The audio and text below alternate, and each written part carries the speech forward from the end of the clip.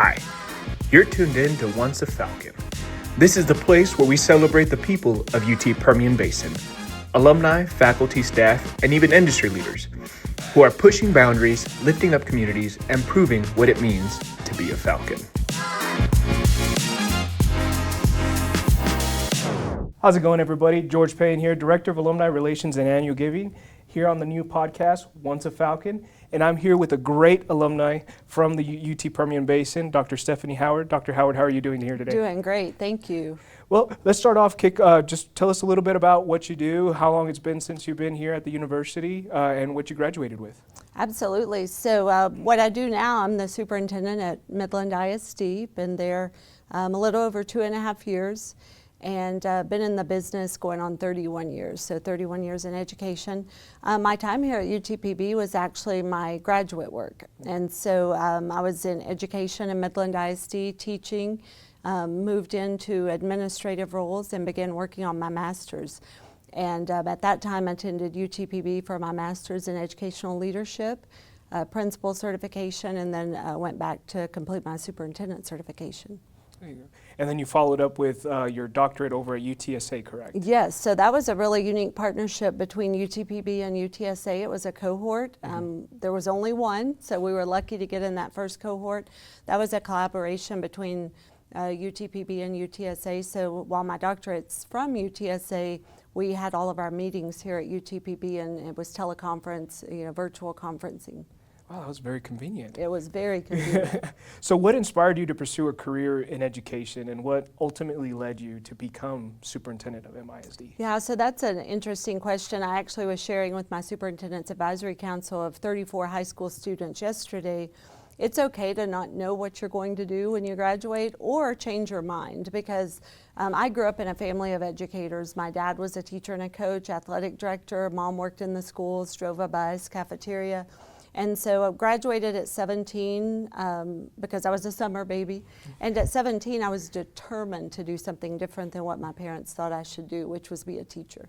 So grew up in a small community, Robert Lee, near San Angelo, graduated with 22, and all we knew were teachers. That was what everybody in town did, unless they worked at the bank or something. But I was determined to not be a teacher because my family thought that's what I should do and would do. And so I went to Charleston State my first 2 years and majored in business and marketing, and loved that coursework and played golf there.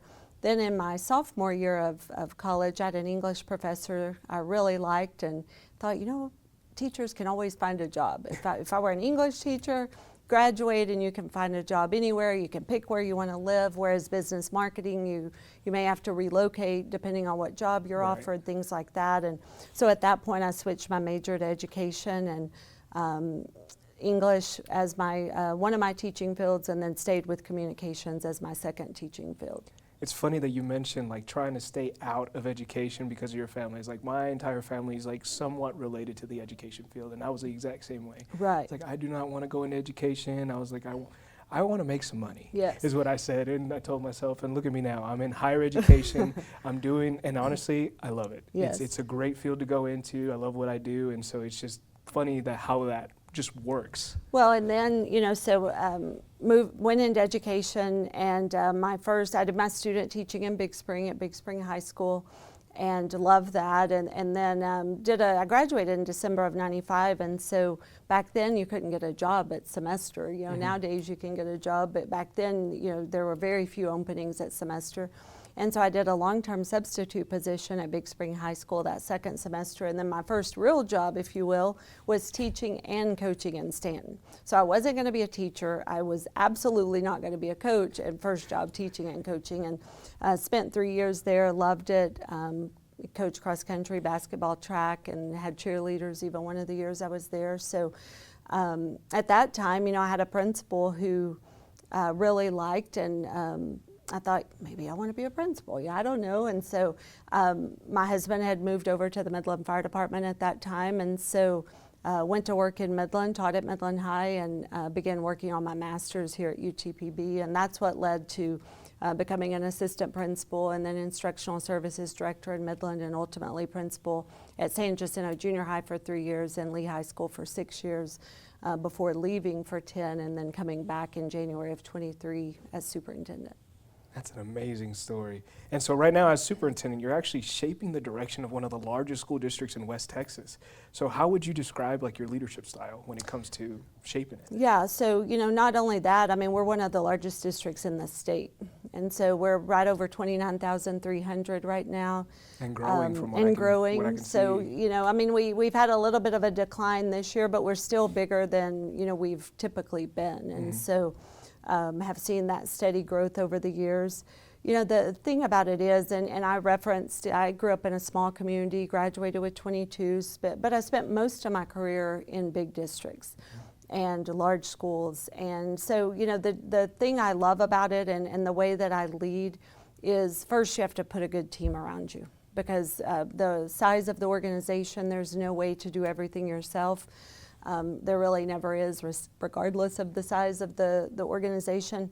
But having a really strong team, establishing those clear expectations, casting the vision, getting people to buy in around that vision.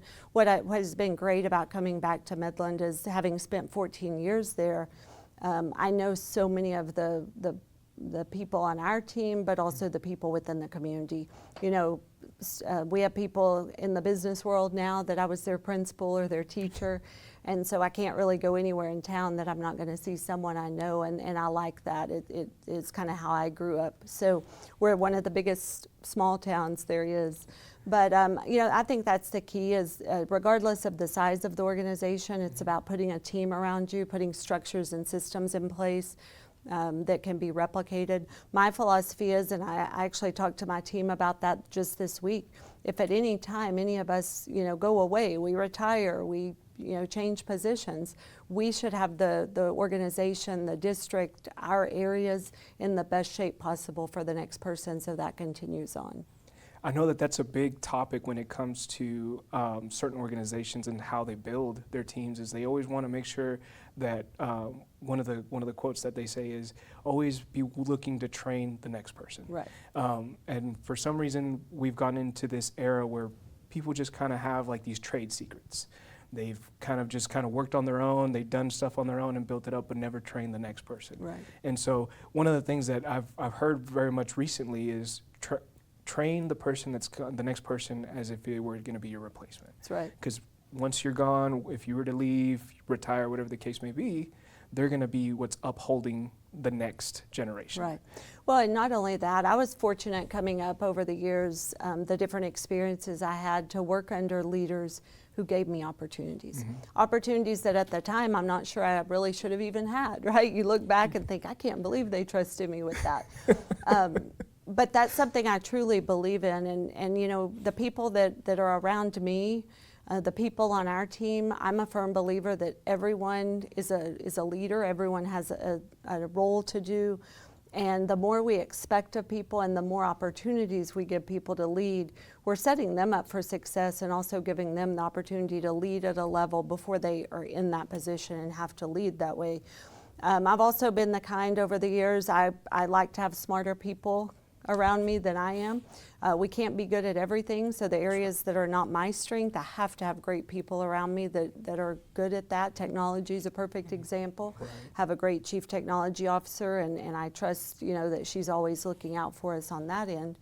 And so I've found over the years that very seldom do you see people that are confident in their work not allow people around them to do great work. Right. I'd much rather tell somebody, hey, hold on, what are you doing? I'm not sure where you're headed, than to have to say, why are we not doing this? We need to work on that. Have you thought about this? Yeah. And so very fortunate to have a team that they're go-getters, they're innovators, they're also realizing the work we have to do in the district. It's a full-time job and a half, and really dedicated people. Right. Yeah, no, that's a great point. I mean, I go into every situation and I always say, and it's my motto, it's be a sponge. It's like I try to absorb all of the information around me. It's like don't act like you're the smartest person in the room, because a lot of the time, 9 times out of 10, you're not. Right. Is like there's going to be someone who's going to be better in certain areas or more knowledgeable in certain areas. So being a sponge and just kind of absorbing as much knowledge as you can and relying on the knowledge of others really helps set you up for success. Right. So to that point, that is actually really great. And you mentioned opportunities. So when you think of like the MISD students, what is your vision for the type of opportunities and experiences that you would like for them to have before they walk the stage as they're seniors? Yeah, so that's actually one of the pillars in our strategic plan. We call it the student experience. And so I'm a firm believer that every student deserves a great opportunity regardless of where they live. We have 40 campuses, so it doesn't matter where you live, where you go to school, there have to be those consistent levels of expectations on every campus so they're exposed to quality teaching, quality education every single day. One thing that I think about is, we have a mission that says we will graduate students college, career, or military ready. And so the pendulum swings in Texas. Everyone's going to college. Oh, wait, everyone's not going to college. And what I really like about our mission is we recognize that there are different pathways for people after high school. Right. And our goal is to make sure that they're ready for whatever is next. And it is not our job to determine what we're preparing them for, because having been a high school principal, sometimes it's not until that junior year that it kind of clicks and they're thinking, I do want to go to college. And so making sure that we're being in tune with what our students want and need. We are large enough that we're able to offer a variety of coursework, advanced placement courses. We had 344 AP scholars this last year.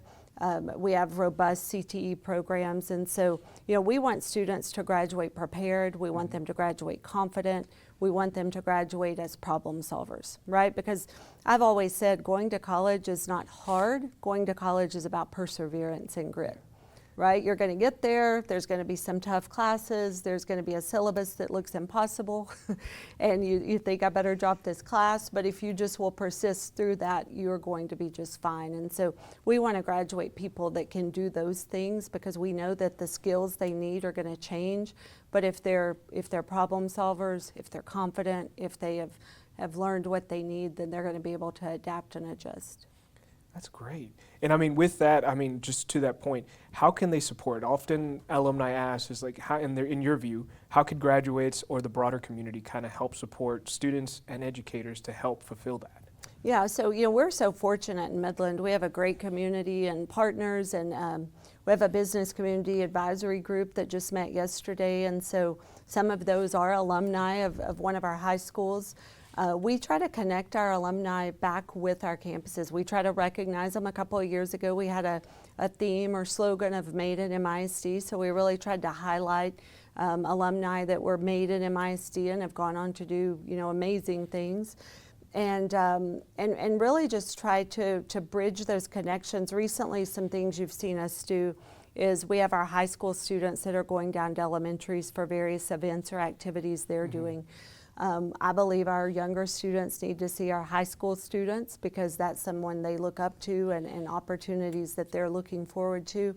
But then also connecting those graduates that have gone on to be successful to come back in and share their stories and mentor.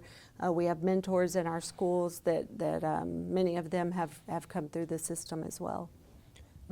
And as a UTPB alumna yourself, why do you believe it's important for graduates, much like graduates of MISD, but graduates of the university, to get involved and stay connected with their alma mater? It goes back to appreciate where you came from. And give back to the community you came from, the university you came from. I wouldn't be where I am today without the opportunities I had here to earn my master's, my principal and superintendent certification. I was a sitting principal while I was working on my superintendent certification. I was a high school principal when I started to work on my doctorate. And so those are full-time jobs, both in of themselves, but the convenience of it being close and being local, and then just such supportive faculty and professors.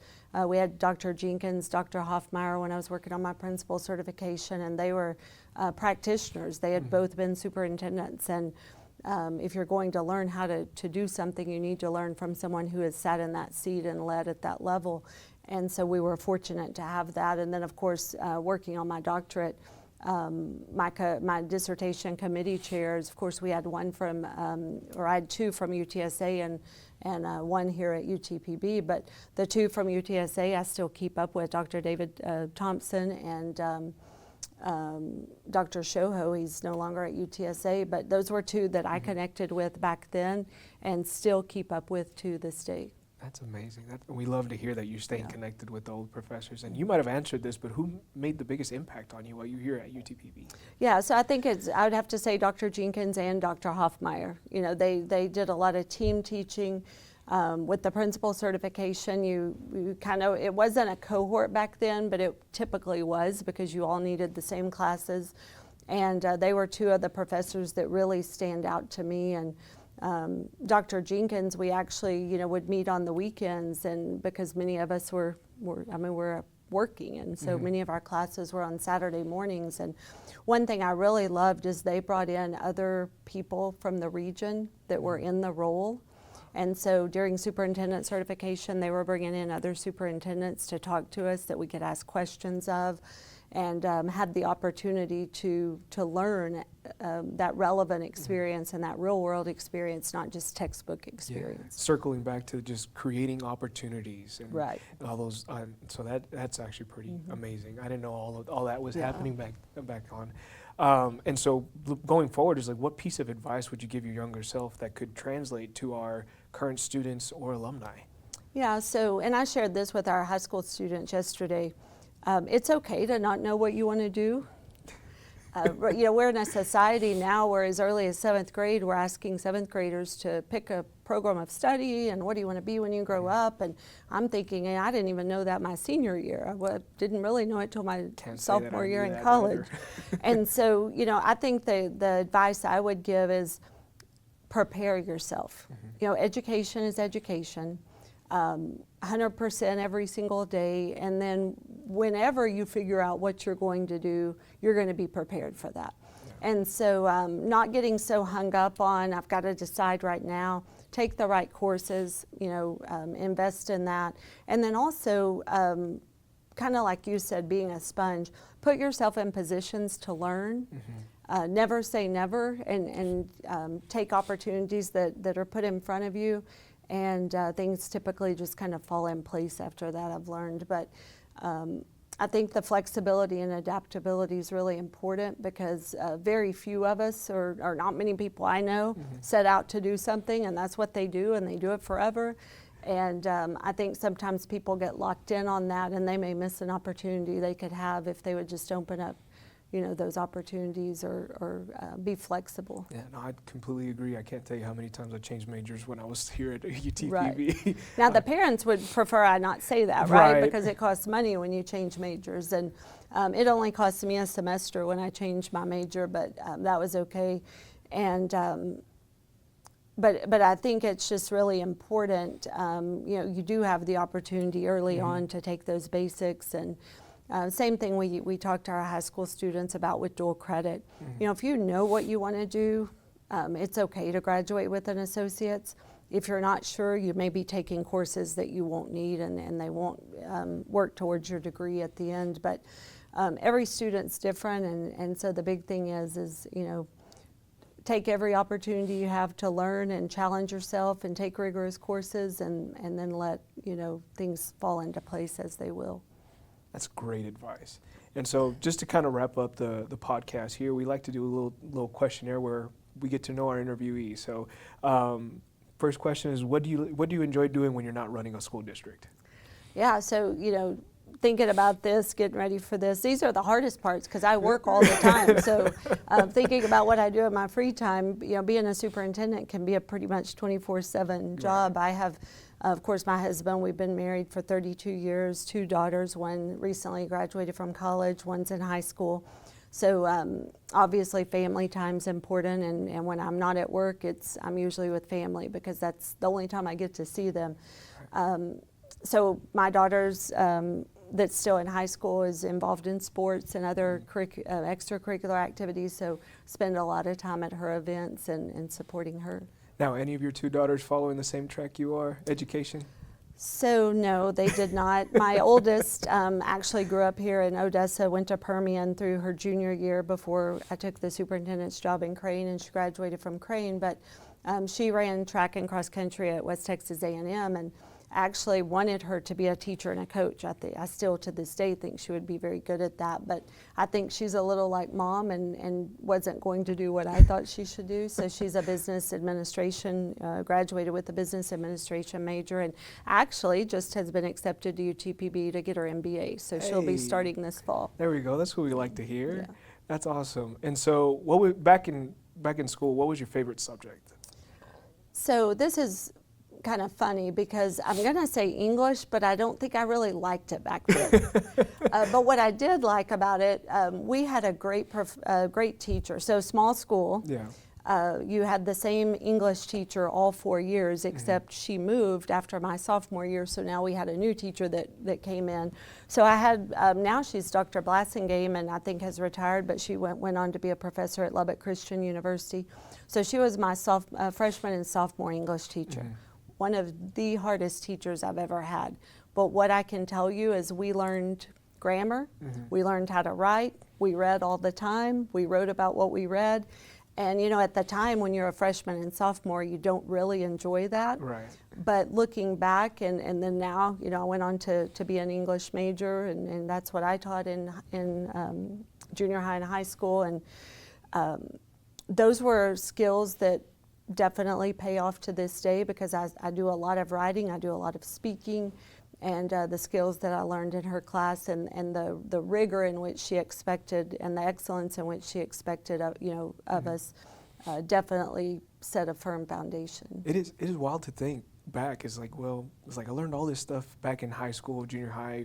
I was like, never knew these skills would be transferable in the future. Right. And so, I mean, like we were talking about off cameras, like I work for UT as a paraprofessional in the audio video department. All of those skills are now transferring into my current role. Is like I do a lot of video editing, Photoshop editing, and it's just, I'm like, I don't know where I would be if I didn't have those skills already. Yes. And so it would have been very difficult for my position now, but it is just wild to think that far back. Is like those are the skills that were instilled in me that are helping me in my career today. Yeah. So go to West Texas comfort food. This one's a hard Mexican food is what I eat most of the time. So, in fact, our family jokes when we're deciding where to go eat. We, you know, even though we have new places that we didn't have years ago, we still tend to go to all the same places, and Mexican food tends to be at the top of the list all the time. You can't go wrong with Mexican food, not especially in West Texas. That's right. If you weren't in education, and I'm pretty sure you probably covered this, what career would you see yourself in? I could see myself in marketing, events coordination, event planning, something like that. There you go. That I say might be less stressful, but I doubt that's true, because planning an event and all the details that go into that. But I also know that preparation I had those first 2 years in college, there's a lot of marketing and business that goes along with the work I do today. So. Are you the event planner for the family? Most of the time. I have an older brother and sister, and it's funny that I always end up being the event planner for Thanksgiving and Christmas and what we're going to do and what the menu is. And I'm like, why is it I'm the only one that seems to have the busiest job, but y'all are calling me to get this all put together? So I'm the baby of the family, so I guess that's part of it. It kind of falls on you? Yes. That's usually how it goes, yeah. What's your favorite way to unwind after a long day? Just quiet time. You know, in this role and this work, you know, the amount of decisions that are made every day, the things that come across your desk, the things that can happen on any given day, just to be somewhere where it's quiet, no one's asking questions, no one's needing a decision made, that's the best way to unwind. And finally, what is one word that you would use to describe UT Permian Basin? So, you know, when I think about UTPB, I think about community. And I say that, you know, having grown up in a small place, but then also the size of Odessa and West Texas, I still think there's that small university feel, even though UTPB is really growing and expanding. And Dr. Woodley's done a great job since she's been here of really making it feel like a university. It didn't back when I was working on my master's years ago. It felt it just didn't have that same feel. And so I think about community. You drive in and you see the football field and the Kirk building and all the things that are making it start to feel like that community. And when I think back to my 4-year undergraduate college experience, that's what's fun about college, is that family feel, that community feel, and being part of a university and a team, if you will. Yeah, and for those of you listening in, if you haven't been on campus, definitely come on back. We'll give you a tour. But Dr. Howard, thank you so much for being here today. That's all the time we have. For those of you listening in, please make sure that you connect with us. We're on the UTPB main website, alumni@utpb.edu. You can email us there or give us a call, 432-552-2804. We're more than happy to converse and talk more about the Alumni Network, and we hope that you get involved. And this has been Once a Falcon.